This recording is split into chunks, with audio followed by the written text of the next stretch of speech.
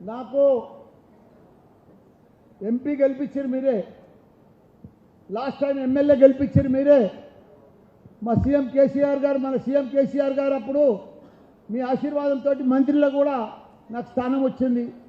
అదే మాదిరిగా మూడోసారి మళ్ళా నన్ను ఎంపీగా ఎమ్మెల్యేగా గెలిపించారు. నా జీవితం ధన్యమైపోయిందన్నా, ధన్యమైపోయిందన్నా. నాకు నా జీవితం ఇక ఈ ప్రజాసేవకే అంకితం అన్నా. నాకు అక్కలైనా, చెల్లెళ్ళైనా, అన్నలైనా, తమ్ముళ్ళైనా, ఏదైనా చుట్టాలు బావలైనా, ఏదైనా కొడుకులైనా, కోడళ్ళైనా అంతా మీరే అన్నా నాకు. ఎందుకంటే నాకు కూడా 71 సంవత్సరం అయింది.